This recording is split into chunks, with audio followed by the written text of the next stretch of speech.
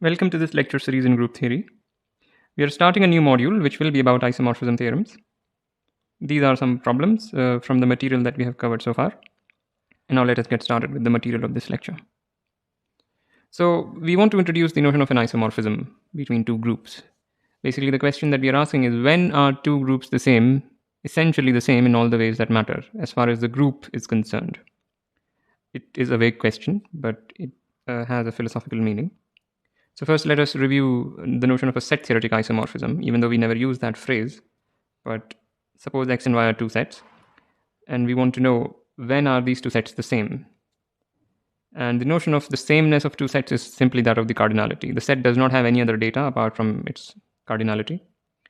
So we say that x and y have the same cardinality if there is a bijection between them, which can also be expressed in the following manner. If there exist functions, one going from x to y and another function going from y to x, such that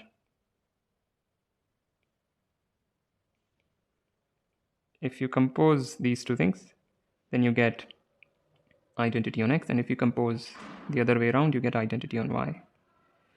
So this is the definition of, or when this happens, then we say that x and y have the same cardinal. And in particular, we say that f is a bijection if there is a g such that these two things are satisfied. Right? So a bijection of sets is an isomorphism of sets. Iso means same, morphism meaning structure preserving. Anyway, so this is familiar. Now let us, and yeah, I should mention that this is same as saying that x and y, or rather saying that f is an isomorphism, is same as saying that f is both injective and surjective. So that's not a that's a very simple statement, but anyway. So now we want to have a similar definition for groups. Now a group is a set equipped with some extra structure. So we would like to insist that the notion of the isomorphism of two groups has more stringent conditions. So we say that G and H are isomorphic if there exist maps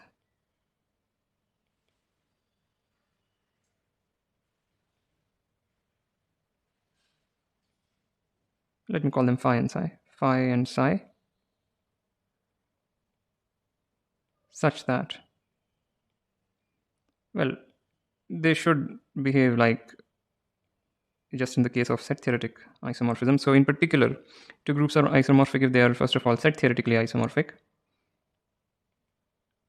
But there is more structure in the group, so we also insist on the following structure preservation. And phi g1 g2 equals phi g1 phi g2 for all g1 and g2 in G, and psi h1 h2 equals psi h1 psi h2 for all h1 and h2 in G. So this equation is basically saying that phi respects the structure of the groups. This product, or this binary operation between G1 and G2 is taking place in the group capital G, while this binary operation between these two things is taking place in the group capital H. So the first condition is a set theoretic isomorphism, while the second two conditions are structure preservation conditions.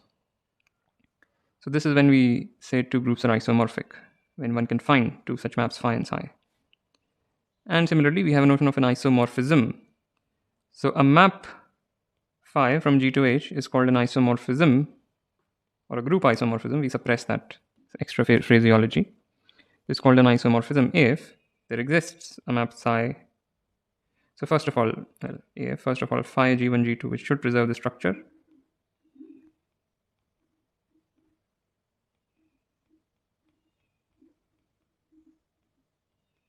And there exists a psi from H to G such that psi preserves the group structure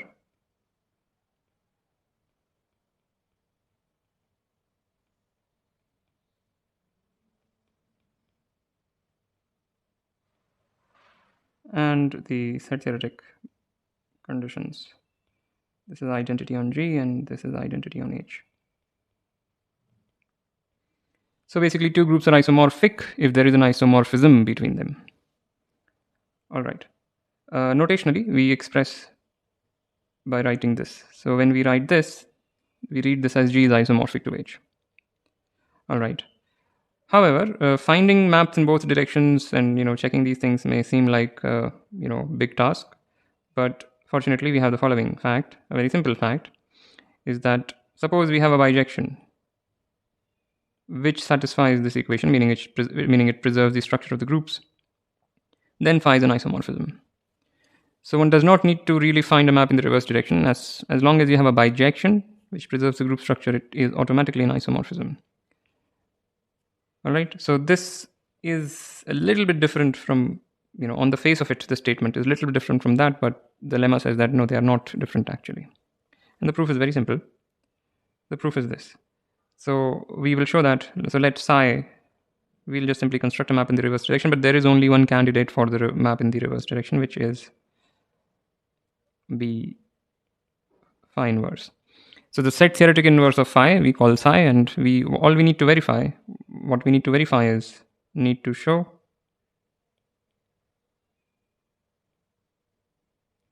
psi respects the structure.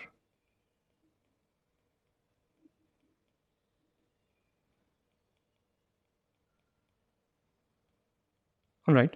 So let H1 and H2 be arbitrary. So we have chosen two arbitrary elements. And since phi is a bijection, it is in particular a surjection. So we can find G1 and G2 such that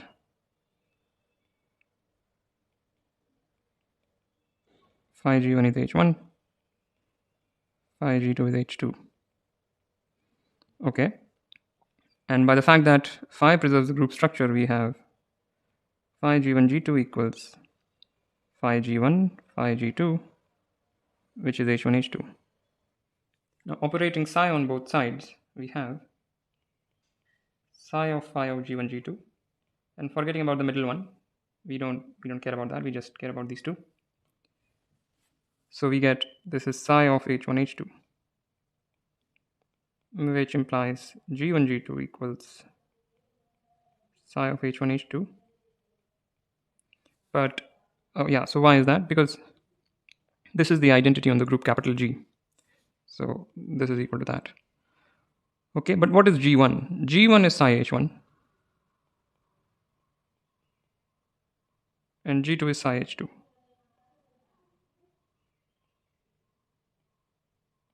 And that's it. So why is G1 psi H1? Because phi G1 is H1, you again apply psi on both sides. We get psi H1 is psi of phi of G1, but psi of phi of G1 is just G1. So this may look like an unnecessary triviality or something like that, but I mean, there is some mathematical content in it, despite being completely easy still. Anyway, so this is a convenient, we could have just taken this as a definition, but there is a reason why I didn't take this as a definition. I want my definitions to be quote unquote categorical, whatever that means. All right, so these are some abstract definitions. We should reinforce our understanding via examples. So here is a trivial example. G is isomorphic to G. Well, of course, that better be the case, but we need to show this. And the proof is very simple. Just send little g to G. So this is our definition. And clearly this is a bijection. And clearly this preserves the group structure. So that's it. Okay. So maybe I want to discuss one. Oh, sorry about that. So I want to discuss one more. 1 prime. 1 prime is G isomorphic to H and H isomorphic to K. Then G is isomorphic to K. So if these two hold, then that holds. And the proof is again very simple. So let phi and psi be isomorphisms.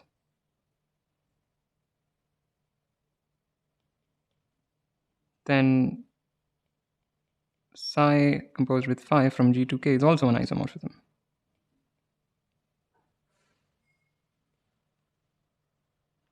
So why is that? First of all, this is bijective. Why is this bijective? Because phi and psi are bijective, and composition of two bijective functions is bijective. So this is bijective.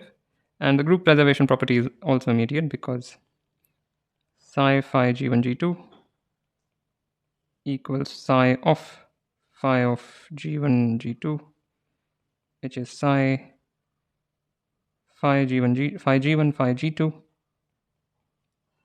which is by the fact that psi also preserves the group structure, is psi phi g1 psi phi g2, which is nothing but psi composed phi g1 psi composed phi g2. So that's it. All right. Let's see this one. So suppose n is a non-zero integer, then we want to show that this is isomorphic to that. Now note that this is a subgroup of that, but still it is isomorphic to the parent group. So it is entirely possible that a subgroup is isomorphic to the parent group.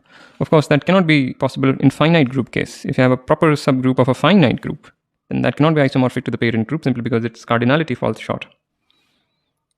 But here, let's define phi from z to nz as phi k equals nk. So this is just the usual multiplication of natural numbers, or rather integers, for all k, and I leave it as an exercise to show that this is an isomorphism. Okay, this is an interesting one. So we have this group z mod nz, and we have this other group, which is the roots of the nth roots of unity. So I think we discussed this. Basically, if you picture this, it looks like some bunch of points on the unit circle which are equi-spaced with the angular distance 2 pi by n, and with the usual multiplication of complex numbers. Well, this is, well, our good old residue classes modulo n, or congruence classes modulo n, or remainder classes modulo n, a lot of names. So here we just need to define a map, which is fairly obvious. So let phi, so before that, let zeta be e to the power 2 pi I by n, which is also cos 2 pi by n plus I sine 2 pi by n. So I'm only assuming familiarity with high school level complex numbers. So zeta is that guy, and define, not that zeta is an element of this group, and in fact it generates that group. If you take the subgroup generated by zeta, it's the entire thing. So define a map to that thing, I'm calling it G, so this thing I'll call G. What is the map? So phi of k bar will be defined as zeta to the power k. Now let me remind you, what is k bar? K bar is k plus n t in integers. This is the set of all the integers which leave the remainder, or are, the set of all the integers which are congruent to k modulo n, right? So that is k bar, and the issue here is that of well-definedness, because it is possible that, we would like to first show that if k1 bar equals k2 bar, then it better hold for the map phi to even make sense. Then we should better be able to show that these two things also, these two things are also equal. And that is not hard, because k1 bar equals k2 bar if and only if k1 is congruent to k2 modulo n. So k2 is k1 plus nt for some integer t. And now zeta to the power k2 is zeta to the power k1 times zeta to the power n t, and I'll put the t above. But zeta to the n is 1, the complex number 1, which is the identity of the group G also. So therefore this is equal to zeta to the power k1. So all of this business is to show well-definedness. I did not write everything, but I said it. Right, so basically here is the comment that you should be mindful of, that phi is well-defined. Well-definedness issues come when we define something via representatives. The element k bar has many representatives. Any such thing is a representative of this. By a representative, I just mean a member of k bar. So if we choose a representative, and we define something via that, the equation better be independent of the chosen representative, which happens in this case, and therefore this is well defined. And again, I leave it as an exercise to check that phi is injective. Now, if you check that phi is injective, it is automatically true that phi is also bijective, because the groups have the same cardinality, and they are finite. So if you have two finite groups of the same size and you have an injection from one to the other, it is automatically a bijection. All right, so check that phi is injective, and the group isomorphism property, group preservation, structure preservation property is because this is equal to that, which is equal to zeta to the power k1 plus k2, which is zeta to the power k1 times zeta to the power k2, which is phi k1 bar phi k2 bar. So the group preservation property holds. Great. So these two groups are isomorphic, even though they look very, very different. The description is very different, but in all the ways that matter, they are the same. And we'll see what are the ways that matter. For instance, if one group has an element of order 3, then the group, the other group, which is isomorphic to the first one, should also have an element of order 3, and so on. So all the group theoretic properties, whatever that means, are preserved under group isomorphisms. Okay, here is another interesting one. So this is the group R under addition, and this is the set of positive reals under multiplication. And we saw that this is a group and that is a group. So here is how we define an isomorphism between them. So let phi be defined as phi x is e to the x. Now you don't need to know anything about real analysis for this, but just the high school level familiarity with the exponential function is enough. If you know that the image of the exponential function is the entire positive real line, and the fact that exponential function is injective, that is sufficient. And you also need to know that, these things, which I'm sure you know from high school. If you don't know anything about the exponential function, you can skip this example. So yeah, so the rest is just an exercise. Exercise is to show that phi is an isomorphism.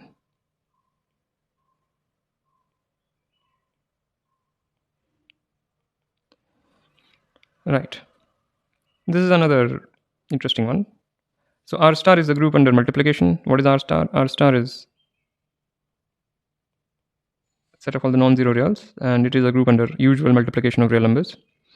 GL1R is the set of all the linear isomorphisms from R to R. So R is a vector space over R, one-dimensional vector space over R, and GL1R is the set of all the linear isomorphisms from R to R. So we want to say that these two are isomorphic, and here is a isomorphism. So define. So first, for any lambda, for lambda in R, define the linear map. T lambda in, well, it's just a linear map. It's not necessarily a linear isomorphism. So T lambda takes, what should I write? X to lambda x, just the multiplication. And here is a very simple fact that T lambda is in GL1R if and only if lambda is non-zero. So that's clear. And now define phi from R star to GL1R as lambda going to T lambda. And the exercise is to show that phi is an isomorphism. Very easy exercise, but one should do it. Okay, and this is a nice one, even though this is not at all surprising. It's that suppose we have two sets, possibly infinite, with the same cardinality, then, this is written very uglily, then sim x is isomorphic to sim y. Recall that sim x is the set of all the bijections of x with itself. The group structure is under composition. So we want to show this. So, so again, we need to construct an isomorphism. So now by the fact that x and y have the same cardinal, we have a bijection between them.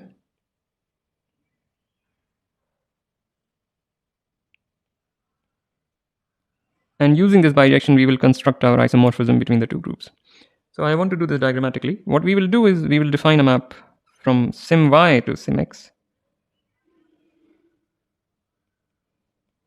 And here is how we define. So we pick a tau in sim y, and now we want to define its image. So here is how it goes. So we have a map from x to y, which is f, the bijection. We have a tau from y to y, which is also a bijection. And then we have a map in the reverse direction, which is f inverse. Okay. And this guy is what we will define as phi of tau. So the composite of these three go from x to y via f, then from y to y via tau, then from y to x via f inverse. The composite we will define as phi tau. So phi tau is nothing but f composed with tau composed with f inverse. So that's our definition. And we want to check that this is a group isomorphism. So first of all, we need to check that this is a bijection, that phi is a bijection. That is clear because let me not waste too much time on it. So to check that phi is a bijection, we just need to fix some sigma in sim x. Then f inverse composed with sigma composed with f, phi of that thing is sigma. So this shows that phi is a surjection. Right, I hope I'm not writing anything wrong. Yeah, this is fine. So this shows that phi is a surjection, and you can also check that it is an injection. That's a trivial exercise. So the bijection part of phi is trivial. The fact that it respects the group structure is also trivial, but let me show it. So let tau 1, tau 2 in sim y be chosen arbitrarily.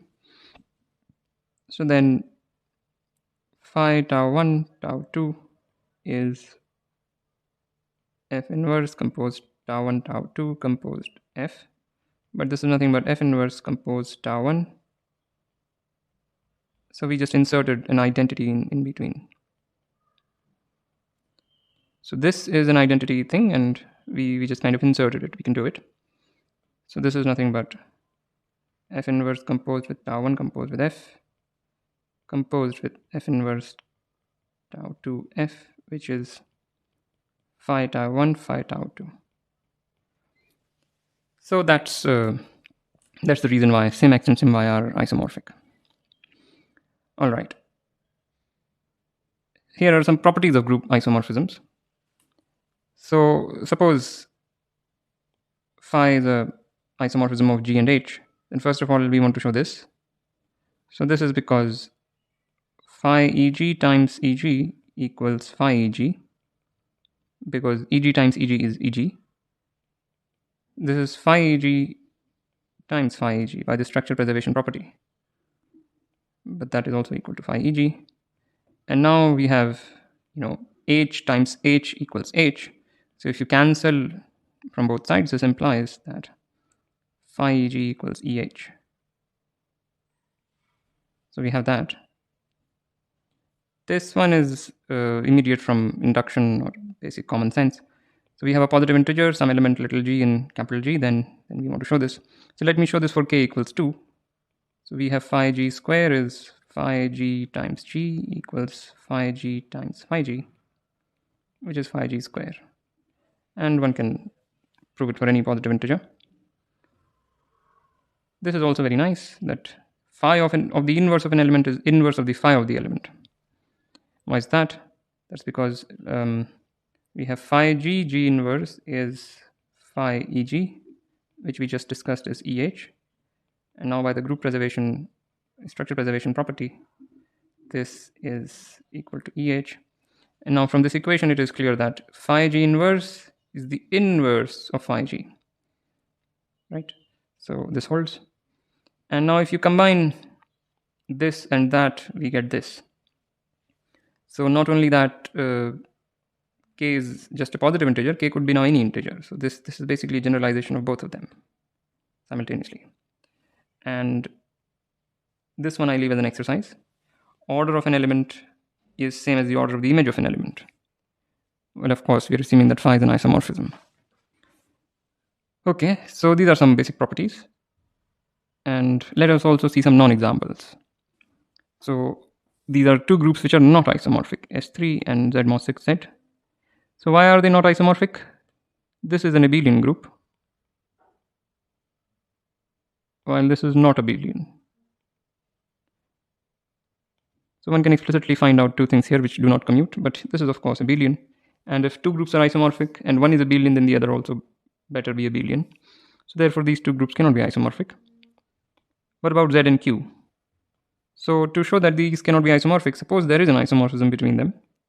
So let phi from Z to Q be an isomorphism.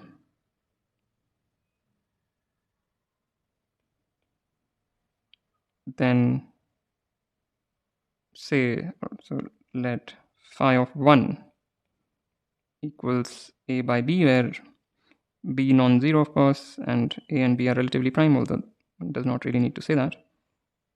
GCD A comma B equals 1. Now since phi is an isomorphism, it is in particular surjective. So there must exist an n such that phi n equals A by 2B, because phi has to be surjective. But what is phi n? Phi n is phi 1 plus 1 plus dot dot dot 1 equals A by 2B. But by the group preservation property, this is n A by B. But that would imply that n equals half, unless A is 0. Unless A is 0. Now n cannot be half, n is an integer, so A must be 0 basically. But if A is 0, then, well, we see that the image of 1 is 0. But if the image of 1 is 0, image of everything is 0. And hence phi cannot be surjective. So again, I don't want to write everything down, but that's basically the idea. At any rate, you arrive at a contradiction. If A is non-zero, then this is a contradiction. If A is 0, then we have an immediate contradiction to the surjectivity of phi. All right, so I hope we were able to appreciate the notion of an isomorphism. And with this, I want to end this lecture. As usual, like, comment, share, subscribe. I also have Patreon. The link is in the description below. Thank you for listening, and I'll see you next time.